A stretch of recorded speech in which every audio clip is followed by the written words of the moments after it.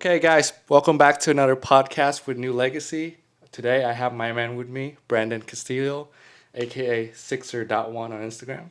Yes, that's correct. Heck yeah. So today it's like a crazy day for us. We shot so much content. We shot your Halo content for your debut for your Instagram, all that crazy stuff, a little bit of your story, and Long day. long day. And then on Yeah. top of that, you had a lot of work. And I tattooed. And yeah, you tattooed. Yeah. Crazy Yeah. schedule. And you had to do some family stuff too as well. Had to hang with my son, take him, drop him off. So we've had a busy day. Yeah. Yeah. So this is your first time being on a podcast, right? First time. Damn, that is crazy. So today we're gonna learn a little bit story about Brandon and how his journey got him to where he is today. This is actually his tattoo shop logo right here, and then he's opening up, and you're going into the field of fitness coaching, mindset coaching, and nutrition coaching too as well, right? That's correct. Yeah. And we talked a little bit before, beforehand, and his story is really amazing. And I wanted to show you guys and share his story with you guys to help inspire and use the story to motivate and help people to be better. And you're gonna take it away from us. So yeah, where should we start? There's so much to talk about. I I know we only know. have a short amount of time, but Yeah, yeah, there's a lot to talk about. yeah. So So where were you born? I was actually born right here in Escondido. So yeah. Home turf. Home turf, yeah. Born and raised. Hmm. I lived here all my life. I traveled a lot, but I've lived here all my life. I got into a little bit of trouble when I was about 12 years old, and I got sent to Oklahoma with my uncle for about 6 months over one summer, going into the first semester of the school year. But yeah, that switched me up for a little bit, got me on track, living with him for a bit. Yeah. So yeah, As a kid growing up in this area, who was Brandon? I was just a little. I've always been into art, so I was a graffiti artist, but I was just a little skateboarding, surfing, just graffiti artist. Yeah. Yeah. So you were just well-rounded individual, and then you loved those passionate sports. Hmm. And you know, we talked about it before. Like, when did your life like change?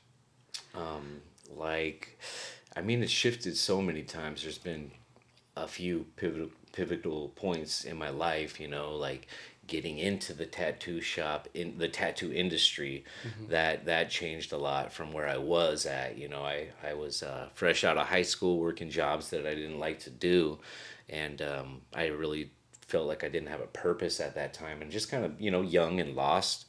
And like I said, I was always into art, while other people were taking construction classes for their special classes and whatnot. I was taking art classes. I was always drawn into art, and so anytime I went to a restaurant, I was drawing on napkins, drawing on anything I could. So at one point, my dad told me, he asked me, he's like, no, he said, he's like, if you do what you love, then you never work a day in your life.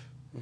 So that kind of resonated. I'm like, I need to do something that I love, and then I won't be not wanting to get out of bed and go to work, working some construction job. So that kind of directed me into pursuing something that had to do with art. So I was like, should I do murals? What should I do? And then one day it clicked. I walked into a tattoo shop and I'm like, dang, they get paid to do this? This is cool. So that's where I started pursuing my career, and asking the guys how to go about it, and they directed me like, build a portfolio, and you got to do an apprenticeship, you got to do it the correct way, which is very, very hard to do an apprenticeship. So yeah. Yeah, and like growing up, was your household like, was your family all good? Was it anything that triggered you into like the art like Um, industry? my my household growing up was probably not the typical household. we had a mixed family. My biological father walked out of the picture when I was, like 8 years old. Wow. Well, he walked out when I was 2 or 3 years old, and then I didn't see him till I was like 8 or 9 years old again. Mhm. And he came around and wanted to see me. And my grandmother lived in Escondido, and we kept in touch a little bit. But she called my mom, and she's like, "Hey, his dad's here and wants to see him." And then I actually stayed there. I stayed at my grandma's with him for like 2 months. My mom didn't want to let me go because she already knew he was going to let me down and stuff. Mhm. And then, yeah, one day I came home from school and he was just gone for the weekend. And then at the end of the weekend, my grandma called my mom. She's like, "You got to pick him up. Like, he's not coming back." So that's like really the last time that I saw him. Wow. Yeah. But my stepdad who raised me is a great man, and yeah, we were broke though. Like, I didn't have all the shit that I do now, like growing up, we had a two-bedroom apartment Mhm. right here in Escondido. There's four kids, so my older sister, my younger brother, and younger sister. We all four of us shared a room. We had one and a half bathrooms. So me, my siblings, and my parents, we had one shower. So we grew up broke, very broke. Damn. And like, what are some of the struggle that you had to face, like growing up, like with so little? Bro, just like really, like I remember like we didn't have money for like shoes and stuff, and I was embarrassed. You know what I mean? Like, I was embarrassed. I would go down to the ice skating ring Uh, and look for like a locker that was open and steal shoes from like other people, like the rich kid that had nice shoes at the time. So like I was that broke, like embarrassed, like didn't know what to do, that I would have to like go steal shoes so I didn't like have these Payless shoes. yeah. So That yeah, that's hard. yeah, Yeah. And like growing up from my side too, we didn't have much, and every time it comes to getting new shoes, we don't get new shoes fast enough. So like my feet would have like blister from like the small yeah, shoes.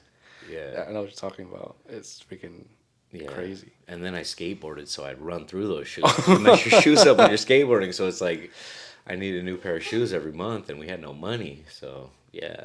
Damn. And then I started working early. I was 16 years old.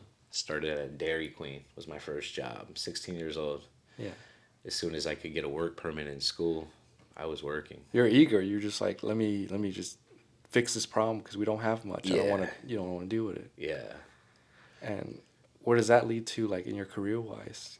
I mean, it showed me. It gave me my work ethic, and really showed me that if you want anything in life, you got to do it yourself. You know what I mean? You can't just expect something to get given to you, or anybody to really do anything for you. You got to do it yourself. Mm-hmm. By the time I was 18, I already saved like 8 bands, Oh wow. and then I got a little 2001 Toyota Tacoma single cab. I put the whole 8 racks down on it. I think it was like 12 or 13. I financed it, had a little payment, had some responsibilities. I was like, cool. I'm gonna start. Now I got my wheels. I can get to the beach myself, not have to rely on a friend. I can go surf. I can get up to the mountain and go snowboard. Like, so that was really cool. Yeah, no, that's at 18. Yeah, That's kind of badass. yeah. Crazy. So, what at 18 you did that. That was your first pillar to the adulthood. What else happened? Um, I was crazy even back then. I was just trying to find myself. I didn't know at the time. I always just like held a lot in and just kind of shut things out. But Mm-hmm. I think really, moving forward, like when I was down, when I caught my first real case, I've been to jail a few times. On my second DUI, I had to do jail time. I had a breathalyzer for like 18 months. But when I caught like my last case and the big one, I was down, had the time to reflect at night and just, insomnia, just staring at the top bunk, like thinking about my life and stuff. It really hit me like why I was how I was, and it's because like, it sounds like kind of weak to say or whatever, but really I think, every boy needs a father, and from him stepping out on me, I never felt like I was good enough, and I felt like why, I always held it down and didn't really think about it, but I think that's one of the things that made it tough on me. Like I wasn't good enough. Why did he walk out? Hmm. On me, on my sister too. My older sister. Like we weren't good enough. Like you know. How did you like handle that emotional stress? Was it like, do you have to like turn to any vices or anything, or how I did you do mean, it?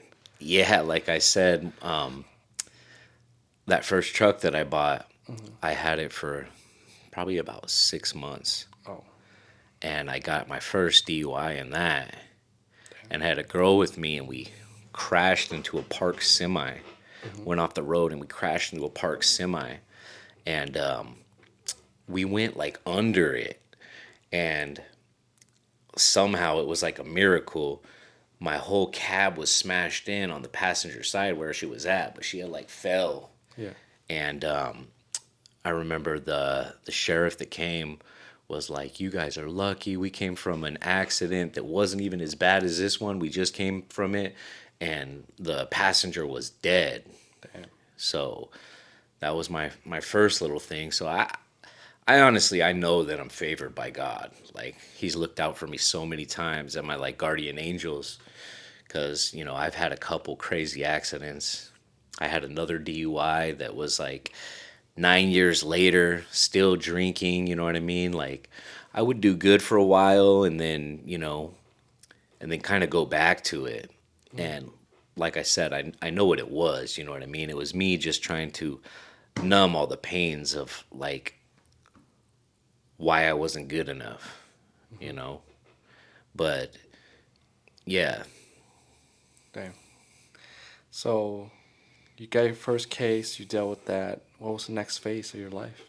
so after that first DUI, or I mean after that first DUI, kind of it woke me up for a little bit, but I was still really in a dark place for a long time, Hmm. So my first DUI was 18 years old, Damn.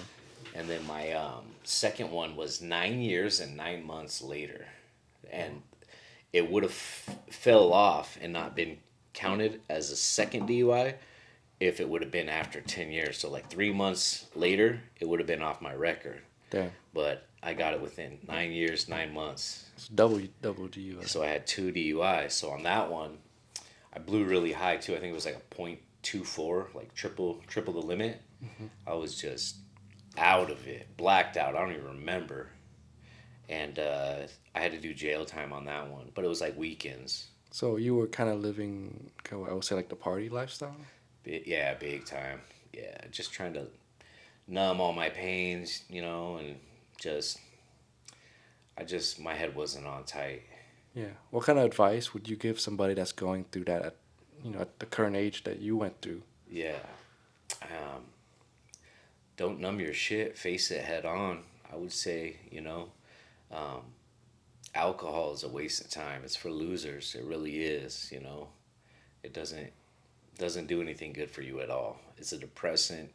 You might feel good at the time and bubbly and fuzzy and have liquid courage and be able to talk better in a social environment or at a party or something. If you have social like awkwardness or whatever, you know, that might feel good, and that's why people like it draws people in.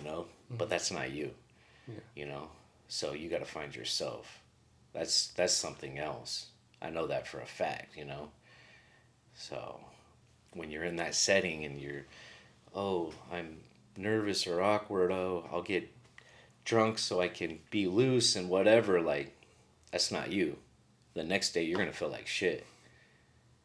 And then you're going to have guilt and shame, and you're going to put yourself in bad situations. I should have been dead several times. I got caught twice, but I should have had hundreds of DUIs. Damn. I didn't learn my lesson. Even after the second one, I still drank and drove, Yeah. and did drugs and drove. So it sounds like those vices had control of you really good. Oh, they had their hands just on me big time. Anything that can help numb the pain and, make me feel good temporarily. That's our problem these days, Everybody wants instant gratification.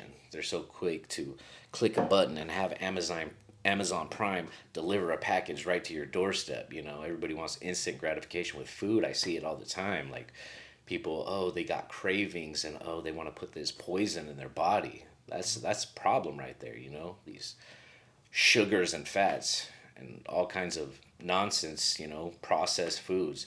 Sugars are supposed to be scarce. Back in the day, they weren't in everything. Now it's so readily available, and tricks our mind. Like, oh, this is good. It's supposed to be scarce. You're Yeah, not it's like supposed to just go out and find it. You're supposed to go pick berries and climb these hills and stuff, and it's a reward. But now it's in everything. And that's a bad habit to have. yeah. Poisoning your body. And Everybody wants instant gratification. so you got your second DUI, and then you still haven't learned your lesson yet. What was the next thing that was the next pillar in your life? I was still just skating through life. Did you like work a corporate job, or what was? No, I was tattooing at the time. I was still tattooing, but I was on like a really bad schedule. So being a tattoo artist, you you don't most tattoo shops don't open till 12 o'clock p.m. till noon. And it doesn't get busy. People work their 9 to 5, their typical 9 to 5. They come into the shop after they get off of work. So now I'm working at 5 p.m. I'm starting to draw up a piece. Like you saw me today, I had to draw on him for like an hour and a half before I even started tattooing. Yeah. So most nights I wouldn't start tattooing until 6 or 7 p.m. Oh shit. And in my 20s I had all the energy in the world, and I'm sitting here tattooing till midnight. And then after that, all day long, I wasn't smart. I didn't meal prep or anything like that. So I ate trash. I ate poor food. Made poor choices, ate bad food. So, I'm sitting there in a shop all day on my ass, in a comfy little chair, not getting any steps in, not moving around. I didn't know what fitness was. I didn't know what to do in the gym. That was never a part of my life. I did skate, when I was younger and surf and stuff. And like I had a 6-pack back in the day, but as soon as I got into the shop and that was my job and that's what I had to do to provide, I was stuck. All right. So yeah, basically, in this, with these bad habits and this lifestyle that I was leading, it led me to selling drugs. And it basically, I went down that dark path and it got darker and darker and darker, which basically led me to getting busted. And I was looking at a lot of time. And I lost all my freedom. I lost my kids. I lost my family. And I got locked up. And I was looking at a long, long time. So I remember getting pulled over, and I had a substantial amount of drugs on me, $47,000 in cash. I had guns, several guns, firearms, AR-15, and I knew my time was done. My time was up, and it was dark. I felt like helpless, and I didn't want to live at that point. I really, I didn't see any future. Everything was taken from me and stripped. I didn't see any light at the end of the tunnel. And I was just like, that's when I first like witnessed depression, and I felt helpless and absolutely like the world would be better without me. So yeah, I was 30 years old when I got busted, and yeah, like I said, lost everything.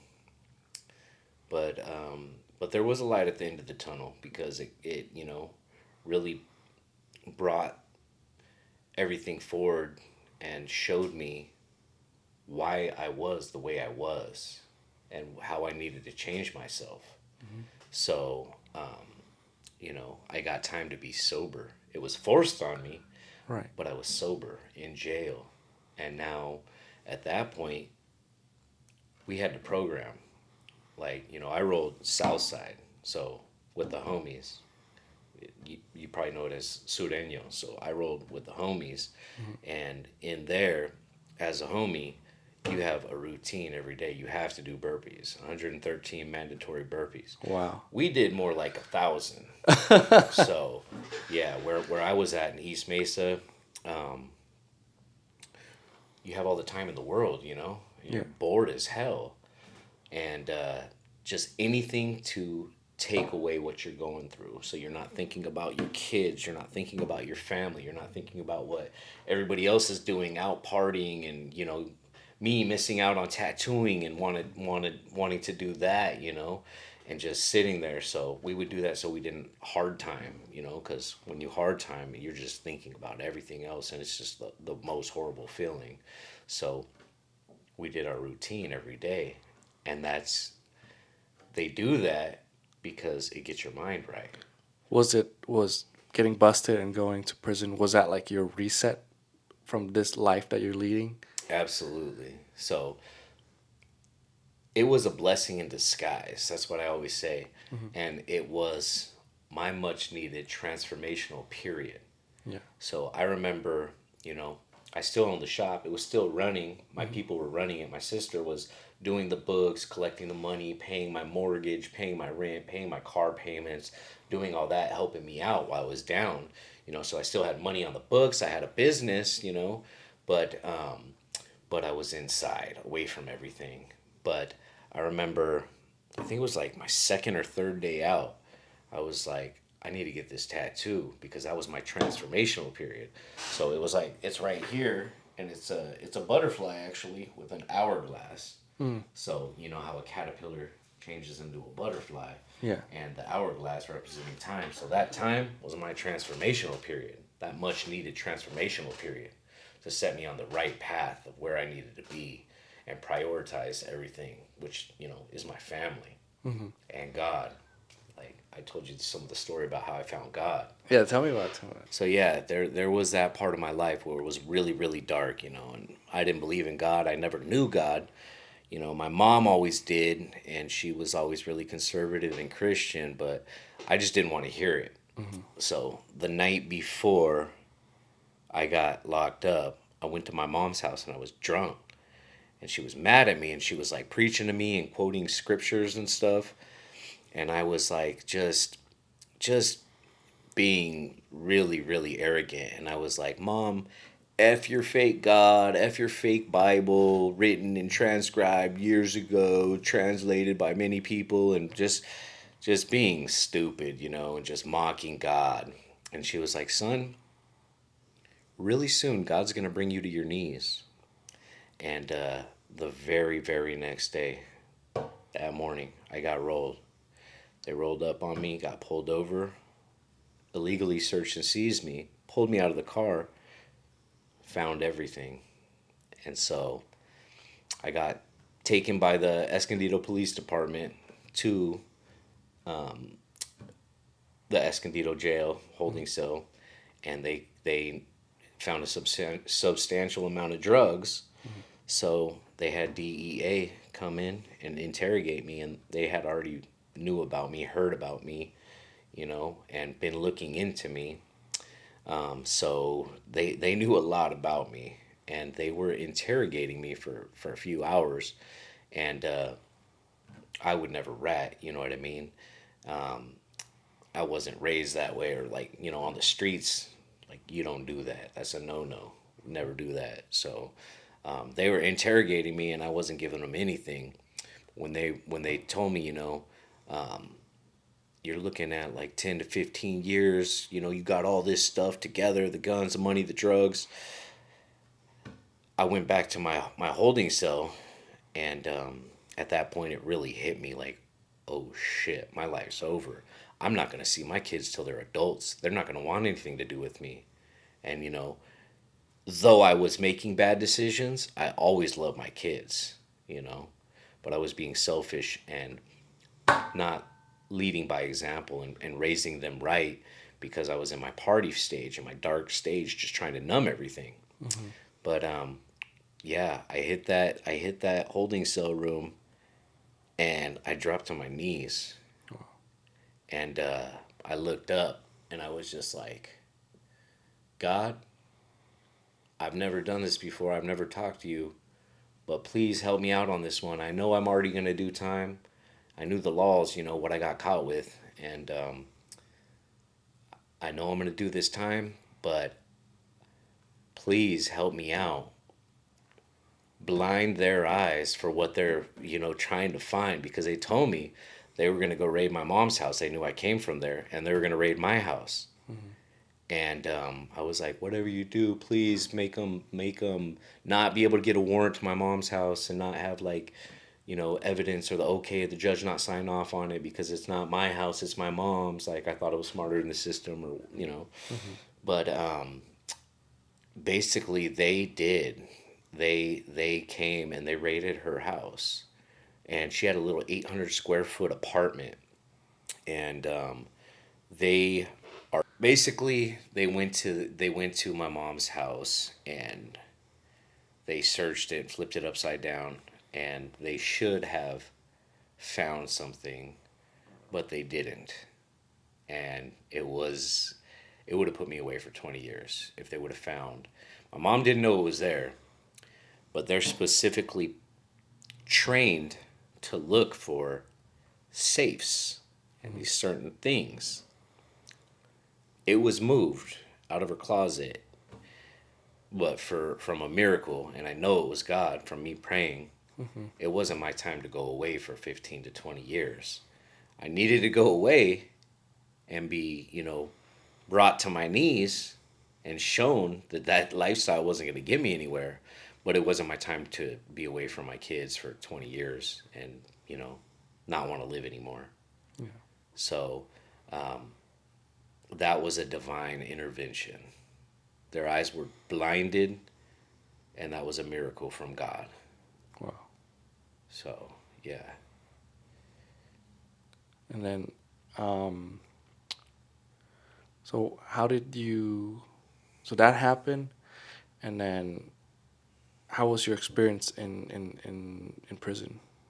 Um, That was your like cocoon phase, right? Your yeah, transformation phase. exactly, exactly.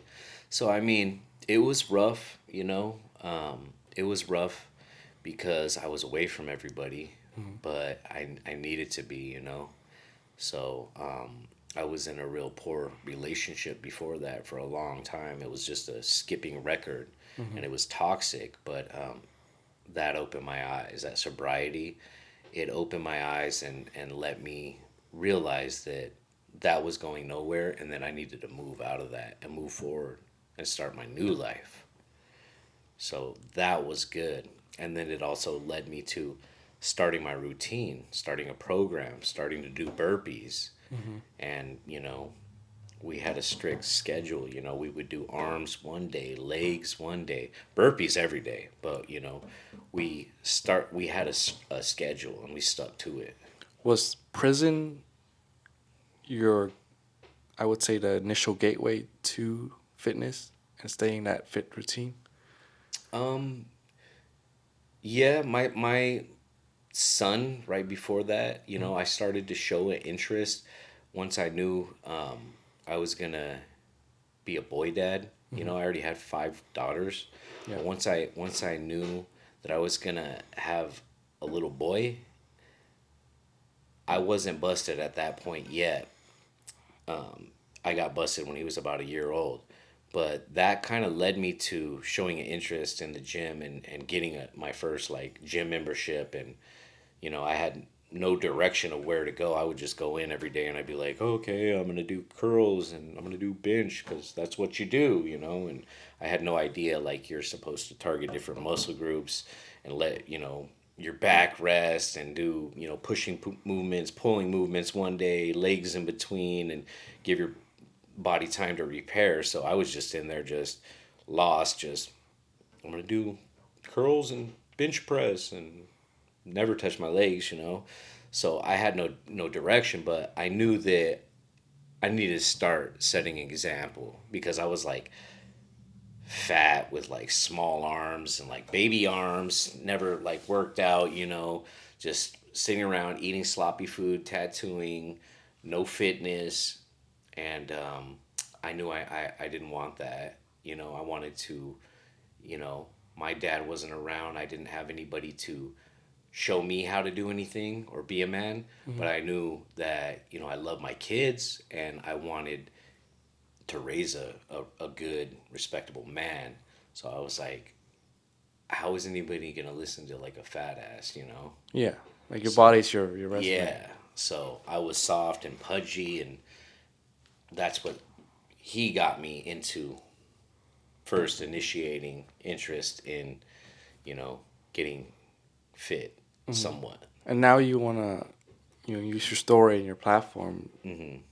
Like he has a badass tattoo shop. Like I was there today all day. Hmm. The environment that Brandon's able to create at the tattoo shop, like, it's a very family environment. And Yeah. like you have a bench in there, and like usually there's no kids in tattoo shop, but there's kids in there. Hmm. People bring their kids and like have a table, and then all the kids are doing coloring and stuff. Yeah.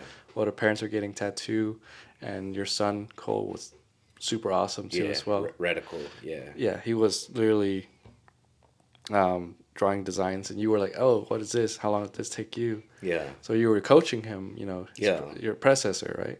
Yeah. So I thought it was a really cool moment, and then your wife too, she was super awesome, Yeah. and yeah, it's like a really busy busting store, Hmm. but like everyone was very friendly and very community vibe, and it's a very supportive environment. And you Yeah. have all your other tattoo artists; they're all Yeah. like super nice, super friendly. And that's how we are there, like everybody's family. Hmm. And I won't even hire somebody new just because they do great work, even if they have, they're a premier artist with a huge portfolio and a huge following. Like, it's not about the money. Like, we make everybody guest spot first and do a trial period for like a couple weekends and see if they vibe right, because before I allow anybody into my circle, you know I gotta make sure that we mesh well and our energy is good. Otherwise, if it's not, everything's gonna fall out of place. Yeah, I've had and it happen before. you talk about energy and frequency. That's so true because I'm building my business now, and like we have to vibe correctly, even with Yeah, clients too that I pick. We have to vibe correctly because I think like if we don't, the project doesn't work out the way we envision it or they envision it. yeah, Um, I see it's more of like collaborative, yeah, and I see it more as like we're building each other up. yeah, And like I'm happy with all my clients because we're all friends. hmm, If that makes sense. Like yeah, it's much more fun when you're working with your friends. absolutely. I And have to have that same vibe too because like before I spoke with you, I spoke to like two other people, and I'm like, we had meetings too, and like I felt like our energy was off a little bit. But like when we had our Zoom call, I was like, dang, dude, this dude seems like one of my homies. I know yeah, I'm probably a little older and stuff. I'm gonna be 40 in 2 days. But yes, but I was just like, this is like one of my brothers right here, dude. Like we were just like talking like we knew each other forever. yeah, So I was like, cool. Like this guy's a one. I'm gonna work with him. yeah. So yeah. I appreciate that. And like seeing your life and then hearing your stories, and you have a beautiful family. Thank you. And we're doing a roller, a badass a reel tomorrow Yeah, too with you're gonna them. meet the whole gang, dude. I got 6 kids. You know, six kids. Yeah, we're deep, bro. We're deep. Oh man. Yeah. Yeah, how do you handle that? Like, give me some advice on that real quick for people that have like kids, a lot of kids, and you Oh, seem to be managing it real well. there's never a dull moment in my house. So I got 5 girls and my son, and like two of them have ADHD. So like they're rambunctious as hell. But yeah, I mean, there's just a lot of love in the family. So I wouldn't change anything for the world. Like Yeah. it, How do you keep it together? Um, a lot of like a lot of mental clarity, like taking my time for me, Mm-hmm. getting up. You know my program. I'm up every day at 3:30 a.m. Get my coffee and then and read for about 30 or 45 minutes every morning, and then my appetite arises, and I make some breakfast every morning. I like to prepare my own breakfast, a nice healthy meal, and then I get ready and I let my stomach settle, and then I hit the gym. Yeah. And like me seeing you in person, me talking to you, like even though you have a crazy backstory, big family, you're driving like the biggest SUV out there with the roof rails Yeah, for the yeah, snowboarding activities. yeah.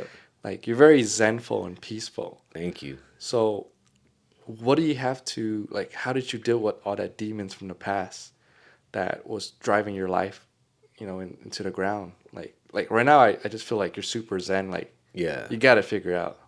You just, really got to see clearly and see why everything is the way it is and why you are that way. I came to realize why I was that way, and I pinpointed it, and I just made a conscious decision to change it. So I knew what I had to do, and I just did it. Mhm. When like how do you like you have a strict regimen, you wake up super early. How do you stay on that course without falling off? I just, um, listen to my heart and think about my family and my kids. I lost them before, and I know for me, it's so easy to fall off. And if I sleep in and I get lazy, it's so easy to fall off. So I have to. Sometimes I don't want to. I was just talking about it the other day to a few of my clients. I was like, it's real easy for me to just hit snooze, but I came to realize that as soon as that alarm hits, I jump up within like 10 seconds Hmm. or I'm going to get comfy. So that's what I do now. Half the time, my body's so programmed, no matter if I'm up late, like right now, I'll wake up like 5 minutes before my alarm clock, like clockwork every time. So I'm just programmed that way now. Yeah, like So, what I'm seeing, like working with the hyper successful, gentlemen and ladies at this current phase of my business, they have a routine, and no mhm. matter what, they never break it. Never break it. Never break it. I just got back from Vegas. I took my daughter and my wife to a festival Uh-huh. out there. Same thing, we flew in late. We're up. We have to catch a late dinner, check in, all this. Everybody's tired, exhausted from traveling and everything. And my alarm is set every day. It's right here on my phone. 3:30 a.m. So it's off. I'm up. I'm out of bed. Hmm. Everybody's sleeping. Like, where are you going? Like, I had a homie that lives in Vegas. He picked me up at like 7 a.m. I was still up at 3. I was reading, went down, went to, get some food. Something opened up at like 5, and I went down there, got my food and coffee. And then a homie picked me up, and I went to the gym. I was on vacation, but I wasn't going to break, Yeah. you know? So how in total, how long have you been in the tattoo industry? 17 years professionally. Oh wow. Okay, So okay. a little bit before that, like fucking up my friends, you know what I He's fucking mean? around. Learning on my friends, just doing little shitty punk rock tattoos, trial and error. Yeah. But yeah, professionally, 17 years now. So, this can go far. Yeah. What is someone in the market for a tattoo getting their first tattoo? What are some advice you would give them? Because that's like the biggest question a lot of people are Yeah. getting in tattooing. Do your research. Never price shop, because cheap tattoos aren't good and good tattoos aren't cheap at all. You know what I mean? We got a 2-star review the other day because of our prices. Mm. So the person was like, "Yeah, it was a great shop. The artists were really talented. They had their own space, and everybody was really catering, and they gave me some direction on where to look for these styles and everything, but I wasn't comfortable with their prices." Mm. And I replied to this person, I'm like, "Thank you for letting us know, but respectfully, please don't ever come back here. You Mhm. know, We hate when customers, clients try to dictate what our value is. We know, because we mastered our craft. Hmm. So we know what we should be charging, and can you put a price on a Mona Lisa? No, So, you know, people that are price shopping, tattoos are not a necessity, they're a luxury. So, that's on you for life. People pay thousands of dollars for Louis Vuitton and this and that. You know what I mean? Never price shop. That's the worst thing to do if you're going to mark your body for life.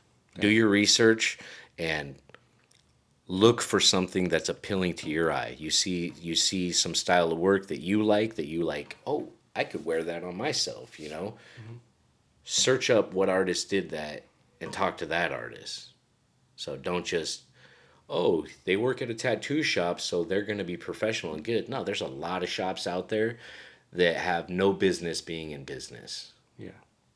So, So you basically conquer the tattoo industry for yourself for such a long time, and now you're switching into fitness coaching, nutrition, and mindset coaching. absolutely. What got you started on it? Really just what it did for my life, getting my life in order Hmm. and me just wanting to share that with other people, like you can break away from your demons.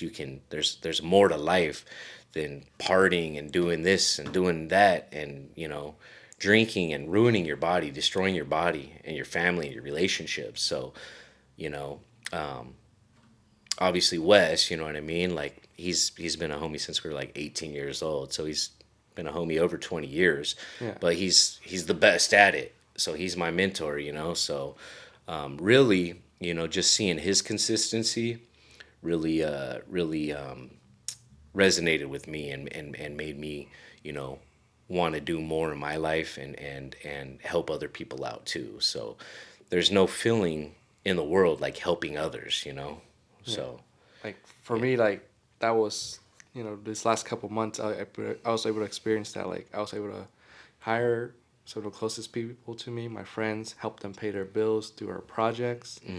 and that's the best feeling ever. And it's like, I don't know, like for somebody to see that they're making such an impact Hmm. in like their lives, Yeah. and for you, you've been making it for like a long time. Yeah. Like that's a crazy feeling. Yeah. And see, what's funny is I'm new to this life coaching, Hmm. and I'm doing well. Hmm. But it's not about the money. It really isn't. Like I have some good clients, but I make way more tattooing. Me right now where I'm at, Yeah. taking my time away from tattooing and focusing on more of splitting my time and focusing on the clients for the nutrition and fitness and mindset. I'm losing money right now, but I'm not worried about that because it feels so good when I'm helping clients hit their goals and change themselves and stay sober and help holding them accountable. Yeah. So that is just so much more satisfying to me than what I've been doing for so long. Yeah, and like Brandon's not lying. Like I was at his shop today. It's like full. Yeah. Like there's like a line out. Yeah, like I mean, we like we hit on a little bit. I charge $200 an hour. So if Yeah. I'm in there tattooing all day, I can make a couple thousand myself. I Yeah. got 11 other artists, two other piercers. You saw how busy it was. It's very lucrative. Hmm. You know, but and as far as I'm new to this. It's not, but it is very satisfying helping others. Yeah. So So like, what are your advice would you give for somebody that's like graduating high school, they're kind of lost, and they're trying to figure out like if they should pick a passion or like a more practical job? Like, what would your advice be with all the success you have already running big shops and big tattoo teams? What are your some advice? like yeah, like it's not about the money because there's people that take on these jobs and that get a lot of income and build big empires that aren't happy. I mean, look at Robin Williams. You know what I mean? Hmm. You think that he's so successful, and money, money's not going to solve everything. Happiness is key, you know what I mean? So like my dad told me, if you find something you love, you never work a day in your life. So that's why I started tattooing. That's why I started life coaching, I Mhm. love it. I Yeah. love both of those. I hated doing framing. Somebody might like doing framing. Somebody might like doing plumbing. I'm sure they love what they do, and that's all right, It's if that's what you like to do, Mhm. But you have to love what you do, you know. Yeah. And like at the current state of where like our country is right now, Hmm. like there's a lot of crisis. Yeah. I need some advice from you to, help me and help other people deal with the current situation. Like way too much conflict with all this social media stuff, way too much conflict with, the war that's going on all Hmm. over the world. Like how do you keep your inner peace from being violated by all this thing that's going on? Honestly, I don't even watch the TV or listen to news because Hmm. it's just bad. And my mindset, like my ideas are different than other people's, but I feel like the media is just most of mainstream media is just all bad, So there's a lot of lies, and I don't really pay no mind to any of that, I pray for all the countries and everybody, you know what I mean? But I just focus on myself and my family and me being at my best and being able to give that to other people around me and make the world a little better place, So I don't focus on all this. I learned, stressing on outside stuff that's out of my control is going to do me no good. There's no point of stressing Hmm. at all on anything you can't control. The only thing that you can control is your own mindset and how you take things and what you do about them. So what I do is just do my best. What So separates you from other coaches that are now stepping to this field where it's, online fitness, nutrition, and like mindset coaching? yeah, I mean, I have a big huge past, probably quite different than most typical people, I've lived a life of like 10 people, Hmm. like I have 6 kids. People ask me like, how long you been coaching? Like, I know you're a tattoo artist, you've been doing that forever, like when did you start coaching? Hmm. Really, 18 years ago when my oldest daughter was born. That's when I started life coaching, Hmm. you know How was that? Can you elaborate? yeah, I mean, for me, like becoming a father at a young age, like I had to, really think about everything, and Perspective. yeah, so yeah, I wasn't the best at it, but I was always, parenting and doing what I thought was right at the time, Hmm. So How do you how do you stay so humble and like with all the success you have? Like how do you stay so, like you have, yeah, it seems like you have that beginner mindset where you're curious to learn everything really fast. yeah, How do you do that? Like, I mean, I wasn't always humble. I was cocky, but that changed, when I learned that I wasn't, you know, invincible, you mhm, know, that life's precious and it could be taken at any time, And yeah, I mean, God humbled me, So gotcha. once I found God, that's really what humbled me. Yeah. I'm always gonna tattoo, that's my first love, my first passion is art. Mhm. But after, finding fitness and helping people and what I get out of it, my plan is just to help as many people as possible and just to expand and get the biggest pipeline possible so I can make an impact and save lives because I know what I'm doing is saving lives, Mhm. helping people step away from their addictions Right. that could, you know, kill them. They could get DUIs and kill other people. So I feel like that's my purpose right now is to help shift bad habits, where people think they're stuck, and help as many people out as possible. So that's where I'm at right now. Yeah, and you've been at the edge of, you know, that lifestyle Yeah. on that dark path.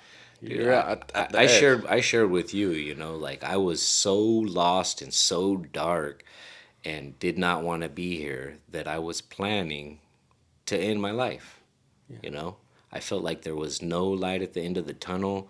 Everything was stripped from me. The world would be a better place without me. Um, I didn't think I was gonna see my kids again, and I felt powerless. So I really set it in motion, and I was about to take my own life. Before we close on this podcast, what are some advice you would give someone that's just graduated high school, someone just stepping into the real world for the first time? Like, what advice would you give them to help them avoid all the mistake that you might have made that wasted a lot of time and, for somebody to compress their timeline and get to their goal faster?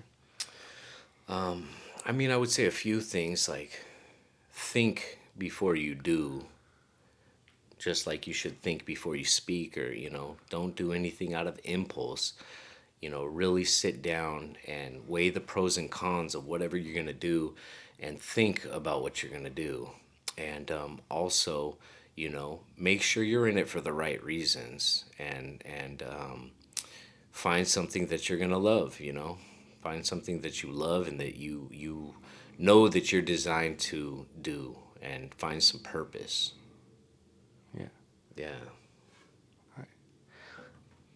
And with that, I just want to conclude our New Legacy podcast. Brandon, thank you so much for joining us today. Thank you, Zoom. And I know like this is your first podcast that you're Yeah. on, but so Brandon doesn't really like this is a new market for you. Yeah, Actually, absolutely. you're really brave. You're stepping into the world of digital marketing, Hmm. and for you, you're from a different world. Yeah, absolutely. But now it's like front and center, and I see you've been making new content. Like Yeah. you're putting yourself in the front line, and Yeah. I just want to say like bravo to you for that because Yeah. out of 1,000 people, only one can speak on camera. Yeah. I mean, it's crazy to me because like my old Instagram, like you scroll down and stuff, like it's just photos of my tattoo. I didn't share anything. I'm getting like I was never even active on like Facebook or any of these like social media platforms. Nobody even knew what I looked like. Yeah. Really, it was just photos of like tattoos. I didn't share my life, but I'm just excited to like share more, and open up and get out of my comfort zone and kind of be vulnerable. Yeah, and you're going straight at it. Like you're making your cinematic reels. You're now you do more talking head videos. Yeah. And you slot time out of your busy schedule with all your kids and all the shop stuff that's going on, just so Yeah. you could enter the coaching world and help make the world a better place and help people with the same or similar background as you transform their life and go through that cocoon phase like you did and accelerate and not have to pay the price you have to pay. Exactly. Yeah. So I like bravos to you for that. Like Yeah. that is some G shit. Thank you. Thank you. All right, before we close out on the podcast, Brandon, how can people find you? So you can find me on my Instagram at sixer.one. You heard it here first. Thank you guys for joining us today. Out.